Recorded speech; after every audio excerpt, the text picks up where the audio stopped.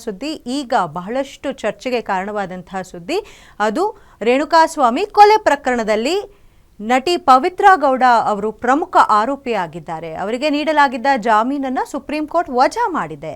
ಈಗ ಅವರ ಪರವಾಗಿ ವಾದ ಮಾಡಲು ಲಾಯರ್ ಬಾಲನ್ ಇಂದು ವಕಾಲತ್ತು ಹಾಕಿದ್ದಾರೆ. ಪವಿತ್ರಾ ಗೌಡಗೆ ಶಾಸನಬದ್ಧ ಜಾಮೀನಿಗೆ ಮನವಿ ಮಾಡಲಾಗಿದೆ. ತನಿಖಾಧಿಕಾರಿಗಳು ಚಾರ್ಜ್ ಶೀಟ್ ಸಲ್ಲಿಕೆ ಮಾಡುವಾಗ ಡಿಫಾಲ್ಟ್ ಮಾಡಿದ್ದಾರೆ. BNSS ಅಡಿ ಚಾರ್ಜ್ ಶೀಟ್ ಮಾಡಬೇಕಾಗಿತ್ತು, ಆದರೆ 173 CRPC ಅಡಿಯಲ್ಲಿ ಚಾರ್ಜ್ ಶೀಟ್ ಸಲ್ಲಿಕೆ ಮಾಡಿದ್ದಾರೆ. ಸೆಪ್ಟೆಂಬರ್ ತಿಂಗಳಿನಲ್ಲಿ ಚಾರ್ಜ್ ಶೀಟ್ ಸಲ್ಲಿಕೆ ಮಾಡಿದ್ದಾರೆ ಅಂತ ಲಾಯರ್ ಬಾಲನ್ ಮಾಹಿತಿ ನೀಡಿದ್ರು. ಚಾರ್ಜ್ ಶೀಟು ಹಾಕಿದ್ದಾರೆ. ಚಾರ್ಜ್ ಶೀಟು 173 CRPC ಕೆಳಗಡೆ ಹಾಕಿದ್ದಾರೆ. ಅದು 9th ಮಂತು ಚಾರ್ಜ್ ಶೀಟ್ ಆಗಿರೋದು. 9th month 2024. ಅದಾದಮೇಲೆ ಕಾಪಿ ಕೊಟ್ಟಿದ್ದಾರೆ. ಅದು 207 CRPC ಮೇರೆಗೆ ಕಾಪಿ ಕೊಟ್ಟಿದ್ದಾರೆ.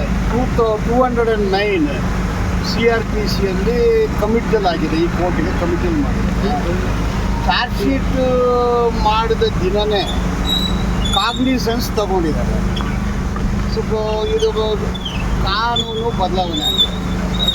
ಈಗ ಸೆಂಟ್ರಲ್ ನೋಟಿಫಿಕೇಷನ್ ಪ್ರಕಾರ 1/7/2024 ತದನಂತರ ಏನೇ ಪೆಟಿಷನ್ ಆಗಲಿ ಯಾವುದೇ ಮೊಕದ್ದಮೆ ರಿಜಿಸ್ಟರ್ ದಾಖಲು ಮಾಡಿಕೊಂಡ್ರೆ ಅದು BNSS ಅಲ್ಲೇ ಆಗಬೇಕು. ಅದರಲ್ಲಿ ಈ ಕೇಸಲ್ಲಿ ಚಾರ್ಜ್ ಶೀಟು ಫೈಲ್ ಮಾಡಿದ್ದು, ತನಿಖಾಧಿಕಾರಿಗಳು ಚಾರ್ಜ್ ಶೀಟ್ ಫೈಲ್ ಮಾಡಿದ್ದು BNSS ಅಲ್ಲಿ ಹಾಕಿರಬೇಕು. ಅದು ಅವ್ರನ್ನೇ ಕೇಳಬೇಕು ನೀವು, ಯಾಕೆ ಅವರು 173ನಲ್ಲಿ ಹಾಕಿದ್ದಾರೆ. So 173 violation of section 4 and 531 of BNSS.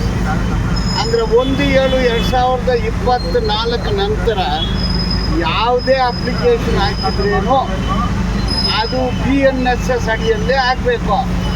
ಇವತ್ತುವರೆಗೆ CRPCದಲ್ಲೇ ಬರ್ತಾ ಇದೆ. ಅದು ತಪ್ಪಾಗುತ್ತೆ.